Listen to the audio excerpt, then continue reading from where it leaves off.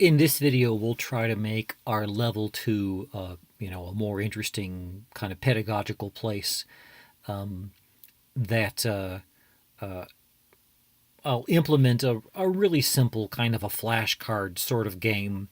Not necessarily because I think flashcards are, a great way to teach, but if students used a tool like this to create flashcards or a kind of interactive museum exhibit or something like that, that I think is far more valuable than if the instructor were to create something and give it to the students.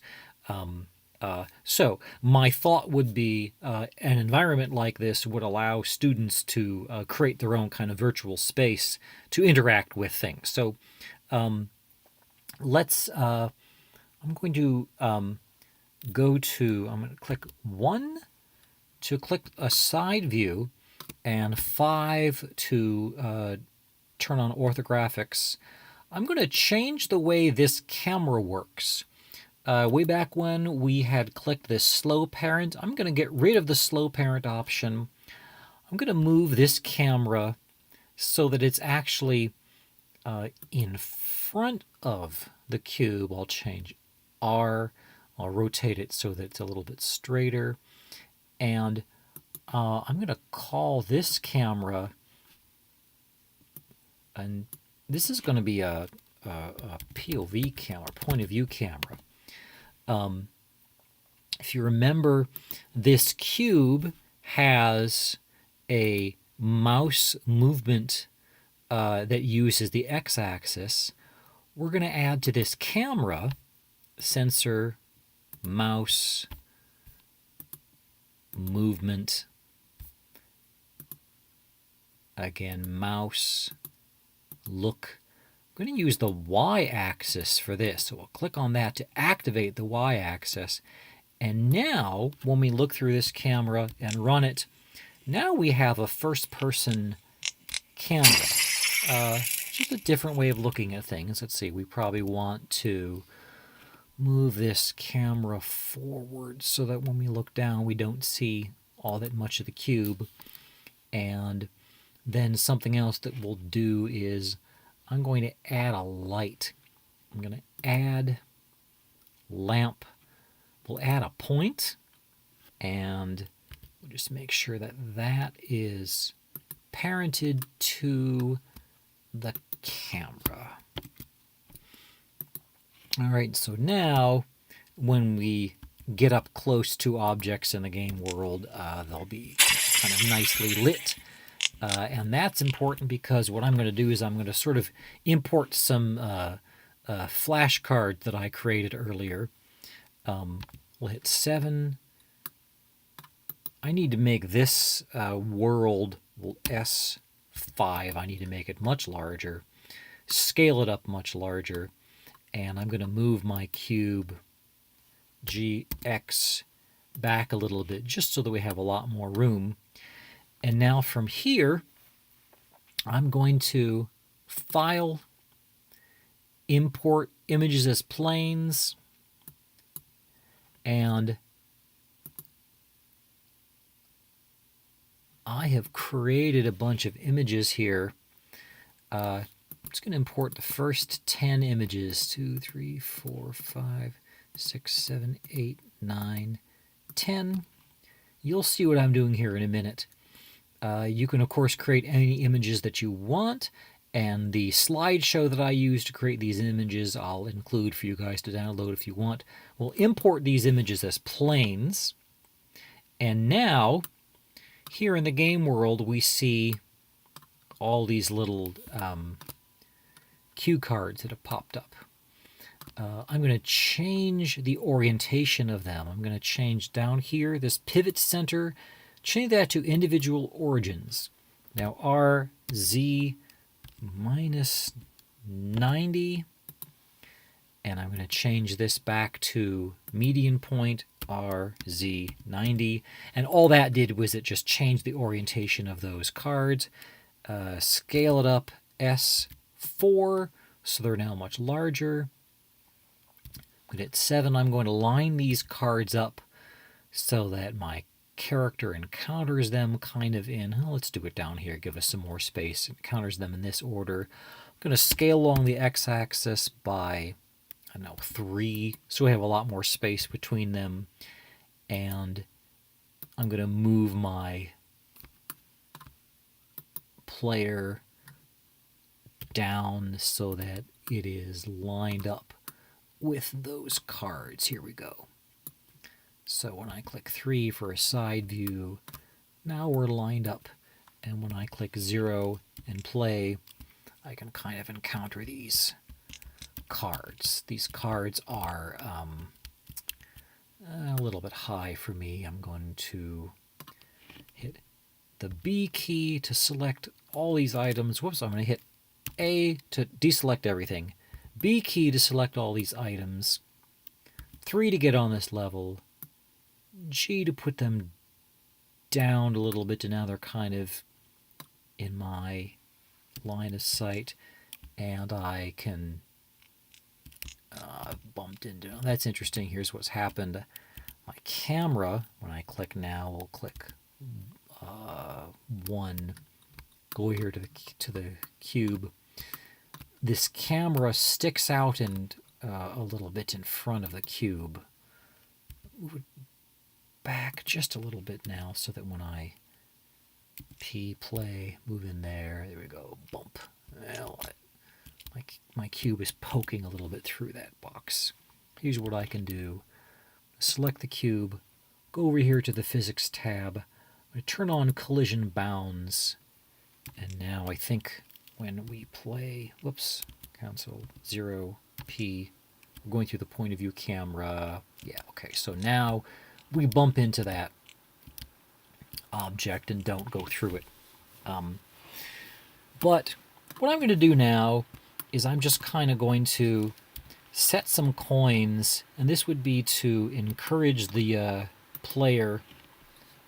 I'll add this coin G to grab this coin. We're going to put this coin kind of right in front of this little cue card. Like this. Alt D, G, X. Put another coin in front of that card. Alt D, G, X. Put another coin in front of that card. Alt D, G, X. Put another coin in front of that card. And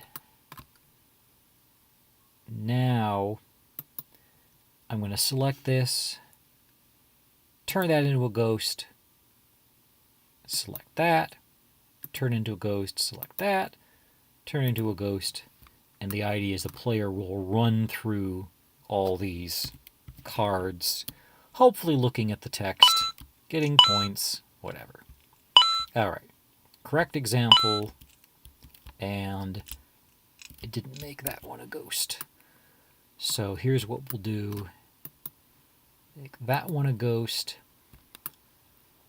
And now, for this next one, Alt D, G, X, I'm going to put that coin behind this card to make you walk through it before you get the reward. Alt D, G, X, again, that coin is going to be behind the card. And then for this one, oops, let's make that a ghost as well. This guy, we're going to warn the player that that's an error. So 7, I'm going to grab a flame. G, we'll move this flame, moving on the x-axis, moving on the y-axis, and we'll mark this as a mistake. We'll still let the player walk through it if they want, but the idea is we're going to want them to avoid that incorrect answer. And GX to, or GY to offset it a little bit, GX to bring it here. We want to make them kind of walk around this card and encounter the correct version there. So we'll grab a coin, Alt D, G, X, to move it along that way, G, Y, move it along this axis. I'm going to hide this coin behind the card, and maybe we'll move this again. Y a little bit along the X. Just the idea is to make the player avoid the wrong answer and encounter the correct answer. And then for this next incorrect card, we'll do another flame. No, we won't. Remember, this object has the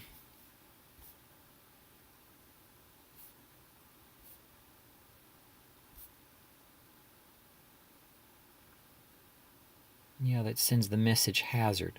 Let's I'm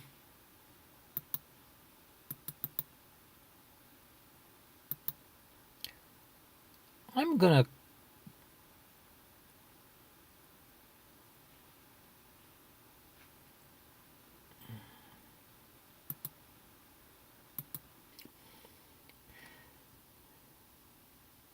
so let's make this a ghost. Again, that can be a ghost as well. So let's just take a look and see what this looks like for now. So, play this. Okay. Learn something. A little bit of introduction to whatever concept. Good example. I did make that one a ghost. Turn that into a ghost. All right. Try it again. Got it. Yep. Yep. Good. That's a good example. That one's also a good example. Aha, this one I need to avoid. Go around here. There's a correct example. That's not a good one. We'll strafe over here. There's a better example. Now remember, with this sound effect of the fire, kind of gives you a hint what the incorrect answer is. Let's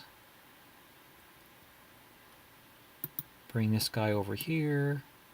Bring this guy over here. Again, we want to encourage the player to avoid the incorrect answer and detour over to the correct answer. So we'll add Alt D, G, X, move a coin along here, G, Y, move a coin along here behind that one, and Alt D, G, X. Again, here now maybe we'll hide a fire behind this one so that if you're, inattentive enough not to get the point by now, you get a little singe when you bump into that. And we could also make it so that,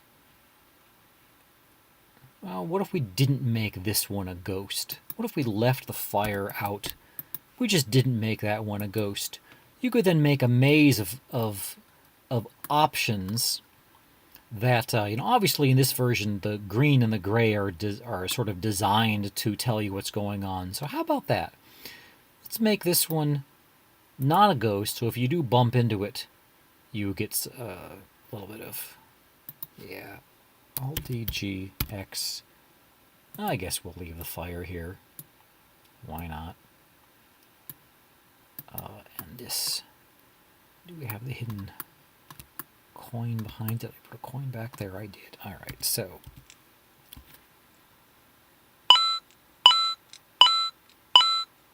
isn't that nice? That's fun. Bump into that, it doesn't let us go through. Go through there. Bump into that. I guess I did make all these ghosts. So let's try that again. Make that one a ghost. So let's say that these cards are not ghosts. So the bad things you bump into, not only do you get singed, but you also get a little, negative imaginary haptic feedback. Okay. Bump, avoid it, bump, avoid that, and I didn't get the coin. All right, so that's a very basic way they could work these things out. And you could also build a maze, which uses that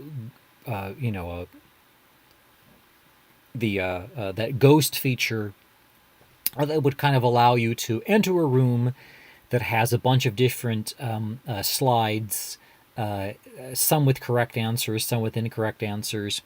And you could then just construct an obstacle course so that the correct answers are transparent and the negative ones, block you in. And there we have, I think, the very basics that you can work out. And obviously, in this version, because the colors of the cards tell you what the correct and incorrect answers are, you'd probably want to have another version in which the cards were all neutral, so that you didn't know until you tried to run through them whether it was a successful or an incorrect answer. And I think for what I imagine we can cover in a 3-hour workshop, this is probably if plenty of information. I am certainly happy to go over any of these things in details. Feel free to contact me, and I hope that you enjoyed learning how to make a game in the Blender game engine.